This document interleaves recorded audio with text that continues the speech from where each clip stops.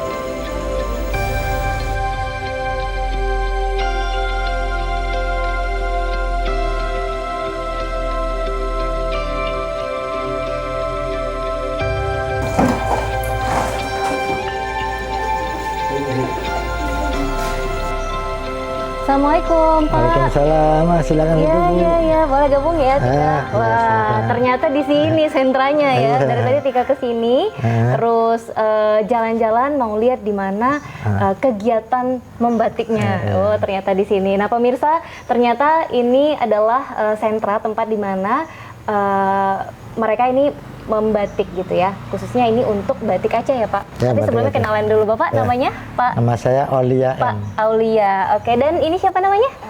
Aura. Nah, di sini sudah ada Pak Aulia dan juga Aura. Ini kegiatannya berarti ini namanya apa sih Pak? Kalau dari rangkaian membatik itu ini Batik tulis. batik tulis dan ini sedang mencanting ya? Mencanting. Oke. Nah, ini yang mungkin banyak orang penasaran gitu ya Pak ya. Gimana sih sebenarnya proses membuat batik ini sendiri gitu? Boleh dong Pak diceritain sama kita, sebenarnya tuh bikin batik itu awalnya langsung mencanting atau gimana sih Pak? Bukan, kalau bikin batik itu awalnya kainnya kain putih dulu, baru kita gambar. Kalau khususnya batik tulis. Oke. Digambar dulu di kertas, baru kita dijiplak ke kain. Oh, jadi digambar dulu. Digambar dulu sesuai dengan keinginan. Mau gambar apa, baru kita dijiplak ke kain. Mau bikin pola atau bikin tidak pola. Oke, udah digambar. Mendengar cerita Pak Aulia, bagaimana menghasilkan sebuah lembaran kain batik ternyata memang harus melalui suatu proses yang panjang. Terutama dalam pengerjaan batik tulis, di mana motif yang akan dijadikan batik ternyata harus dibuat secara manual, walaupun pola yang ada sudah diprint terlebih dahulu sebelum diciplak ke kain mori atau kain dobi, di mana proses ini biasa disebut dengan proses nyorek.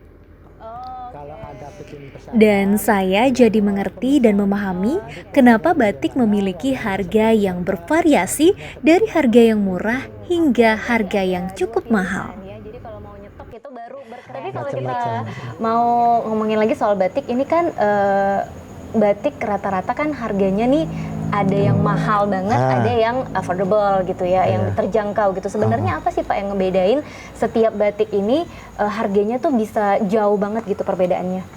Kalau masalah harga itu tergantung kainnya. Tergantung kain. Kalau yang paling mahal kainnya kain sutra ATBM. Sutra ATBM. Nah, Nah, ternyata ini adalah salah satu jenis kain yang mahal ya Pak ya. Belum lagi dengan pengerjaannya dengan batik tulis. Itu batik tulis makin mahal. Makin mahal. Oke. Wajar saja terkadang harga batik bisa dihargai hingga jutaan rupiah kalau dilihat bagaimana proses dalam produksinya yang membutuhkan keterampilan dan ketelitian agar menghasilkan kualitas yang baik di atas selembar kain sutra. Oke, tapi dari tadi ngelihat aura nyanting ini Tika penasaran pengen nyobain, boleh ya Pak? Boleh. Boleh ya, aduh mudah-mudahan nggak salah ya. Kalau misalnya pengen tahu batik tulis, itu awalnya dari menggambar dulu. Oke, berarti kita kesana dulu ya Pak? Dulu. Oke, yuk.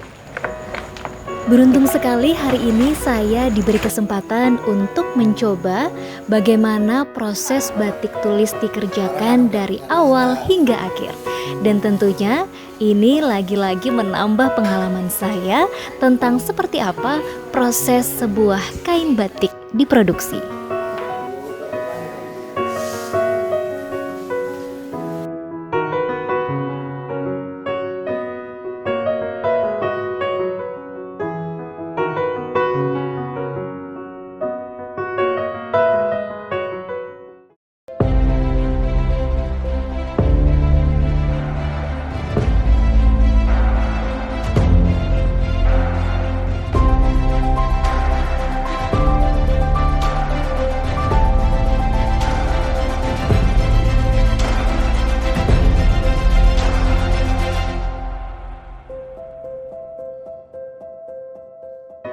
Ya udah nih Mbak Dika, kalau bikin batik tulis seperti ini digambar dulu.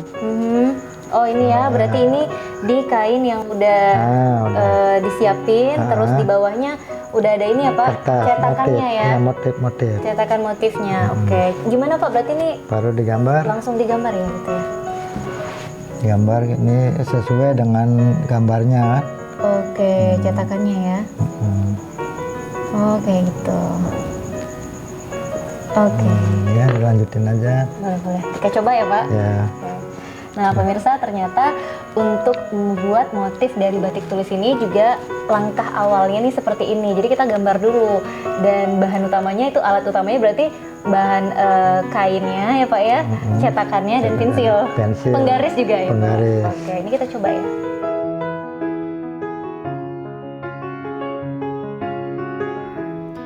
Perlu ketelitian dan kesabaran dalam proses membuat batik tulis, agar proses nyorek ini tidak terlewatkan garis demi garis yang sudah dipolakan, dan juga tekanan pada alat tulis yang digunakan, agar tidak merusak kerajutan dari kain yang akan dicanting dalam proses selanjutnya.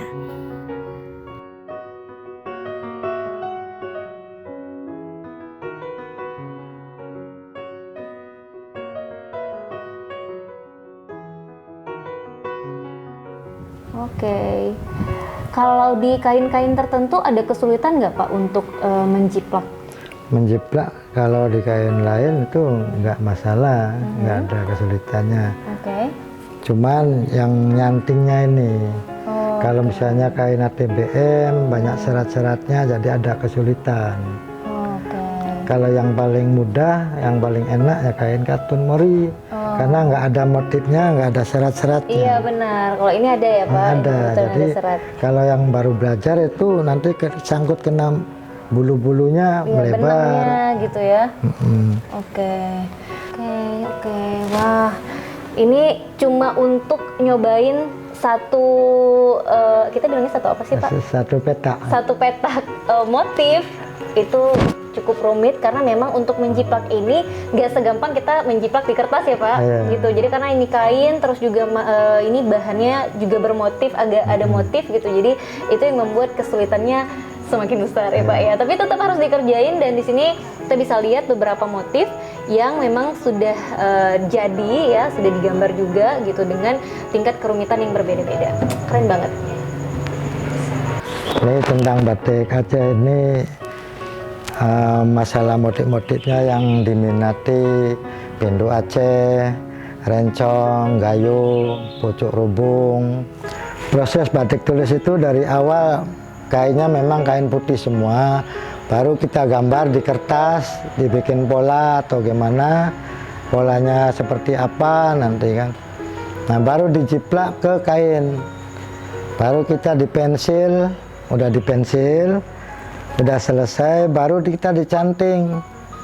Dicanting itu seperti canting di kelowong namanya kan, dicanting menurut udah digambar motifnya, udah itu baru kita warna, apa warna colet atau warna celup, itu batik tulis namanya. Di seluruh Indonesia juga begitu prosesnya. Oke, nah udah beres ya Pak ini? Udah selesai. Udah selesai ya. Lalu kita lanjutkan lagi ke tahap keduanya, baru mencanting. Mencanting, oke. Nah berarti setelah dari sini kita langsung cobain mencanting. Mencanting. Yuk Pak.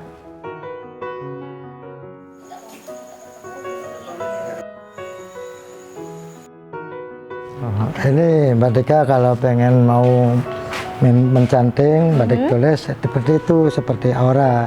Oke, ini seperti yang Aura Iya, ada lakukan mencanting. ya. Deg-degan, pemirsa pengen nyobain, tapi takut berantakan Pak, takut banget.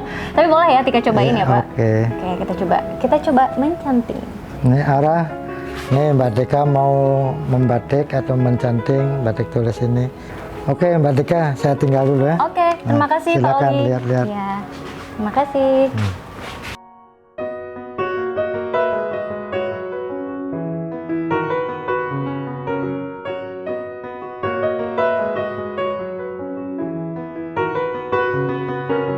Canting itu dibuat dari tembaga, canting. Nah, cap juga dibuat dari tembaga. Kalau yang nggak dibuat dari tembaga itu kurang bagus. Nah, terus lilin itu pembuat batik juga lilin. Nah. Lilin juga harus kita olah lagi. Ada 4 macam. Ada lilin baron, lilin parafin, lilin gandarukem, terus lilin dadu, itu diolah jadi satu. Nah, udah baru kita siap pakai buat batik. Nah pemirsa, ini sekarang Tika lagi ngeliat Aura sedang mencanting. Jadi ini sekarang mantau dulu nih kerjanya supaya Tika bisa nyontohin gimana caranya mencanting ya. Kita liatin Aura dulu. Oke, ini gimana bisa lurus, nggak mencong-mencong gitu Aura? Ada triknya nggak? Ada, jadi kalau misal kita mau menyanting, ini namanya canting untuk motif. Jadi untuk mata cantingnya itu ukurannya nggak besar, nggak kecil, jadi ukurannya pas untuk motif ini. Aura hampir 3 bulan berada di rumah batik ini, dan dia merupakan siswa magang yang berasal dari Biren dan khusus untuk mempelajari teknik membatik, terutama motif-motif yang identik dengan keacehan. Dan Aura juga sudah sangat mahir menguasai teknik-teknik dasar membatik. Aura mencoba menjelaskan bagaimana teknik dasar membatik kepada saya. Dan saya berharap penjelasan dari Aura dapat menuntun saya untuk coba memulai dengan mencanting. Ya, tarikannya juga boleh dari bawah ke atas, kalau misal mau lurus, ataupun dari atas ke bawah. Oke. Ketika mau nyobain, Oke, gimana kita coba sekarang? Duh panik nih Aura, kira-kira kalau nggak simetris ada obatnya nggak nih? bisa Bisa ini, ya? bisa. Oke, kita cobain dulu ya. Oke.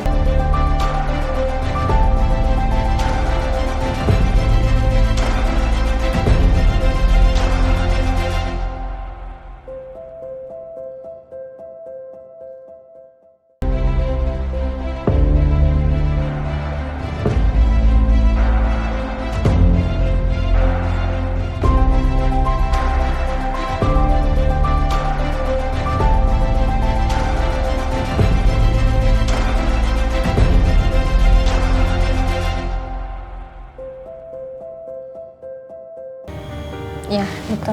Oke. Ini kan Gini ya. Oke. cantingnya. Panik. Oke, bisa. Ini jangan terlalu penuh. Oke. Baru di sini. Bismillahirrahmanirrahim gini ya. Dari atas saja ke bawah. Oke. Dan lebih mudah. Oke. Perlu kehati-hatian dalam proses mencanting ini, di mana pemilihan mata canting sangat menentukan hasil dari motif yang akan dibuat menggunakan lilin. Walaupun kesalahan pada saat mencanting masih bisa diulang kembali, namun efisiensi dalam prosesnya menjadi sedikit terganggu.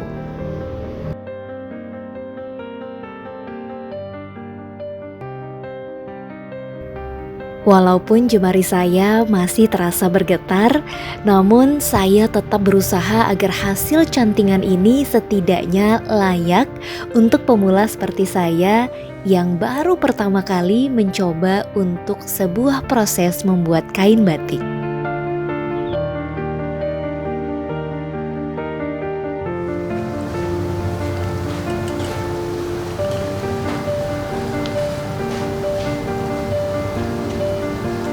Oke. Memang nggak semudah itu untuk bisa mencanting ya. Jadi dari tadi Tika berusaha menyelesaikan satu motif ini dan alhamdulillah selesai. Walaupun agak cemong-cemong ya orang. Tapi udah boleh katanya untuk pemula. Nah, lanjut ke tahap selanjutnya yaitu pewarnaan dengan model colet ya. Oke, kita coba gimana? Yuk ikutin kita. Oke, yuk Ora. Nah, ini kita mau pewarnaan tapi dengan teknik colet. Jadi Kak Tika mau mewarnai motif yang mana nih? Boleh yang mana aja kita ngerjain berdua ya? Yang ini aja. Yang ini? Karena ya boleh. boleh. Ternyata dalam pewarnaan colet sedikit lebih mudah bagi saya dalam prosesnya, di mana ayunan kuas hanya mengikuti alur motif yang telah dicanting sebagai pembatas agar warna tidak melebar yang dapat mengenai sisi bagian dari yang sudah dicanting. Namun, tetap lagi-lagi dituntut kesabaran dalam pengerjaannya, agar motif yang diwarnai terlihat rapi dan indah. Pewarnaan colet ini sama seperti halnya ketika kita menggambar, mewarnai di sebuah kertas. Namun, medianya saja yang berbeda, yaitu di atas kain sutra.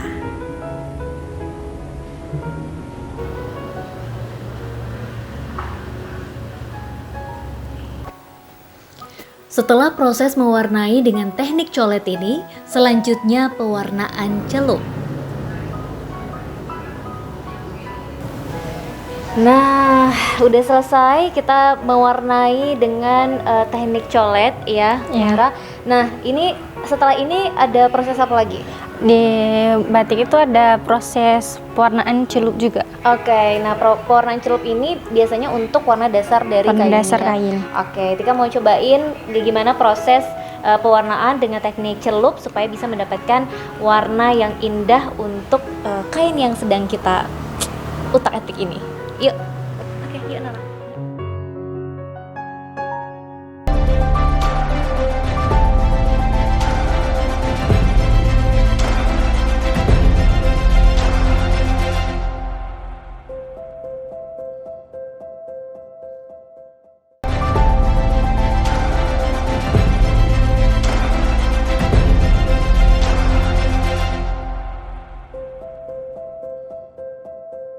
Nah, ini Kak nih tempat pewarnaan untuk pewarnaan celup. Mungkin ini udah disiapin sama Pak Aulia.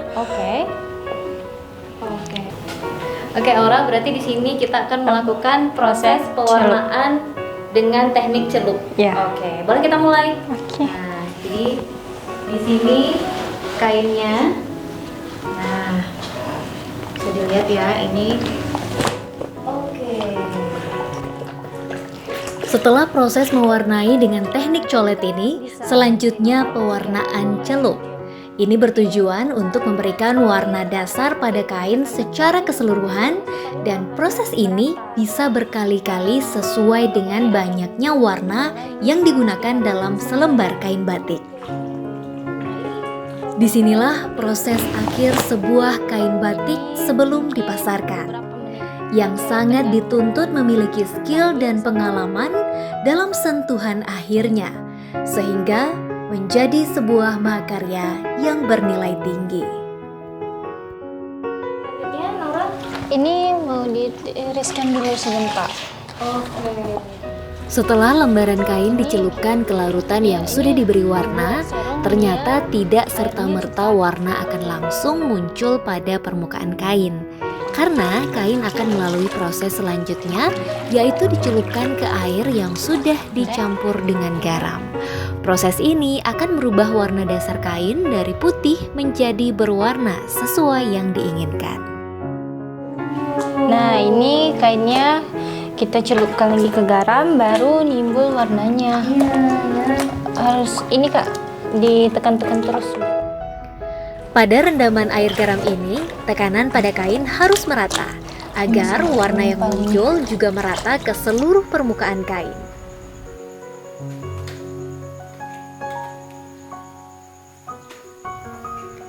Setelah kain melalui proses rendaman air garam, proses selanjutnya yaitu kain akan kembali dicelupkan ke air yang sudah ditaburi deterjen. Dan proses ini berguna untuk warna yang lebih terlihat cerah. Dan setelah ini selanjutnya kain akan dijemur hingga kering. Oke, ini proses penjemuran kain setelah tadi kita melakukan proses pewarnaan dengan teknik celup.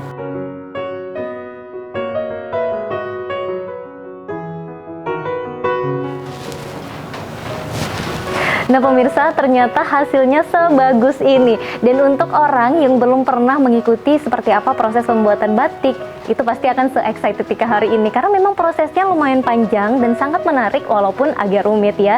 Dari proses awal itu kita menggambar ya, menjiplak, terus mulai mencanting. Nah seperti ini ya. Baru kita masuk ke proses pewarnaan dengan berbagai teknik. Seperti tadi sudah ada teknik colet dan juga teknik celup dari berbagai tempat ya, kiri kanan sampai akhirnya penjemuran dan kita tinggal menunggu hasilnya.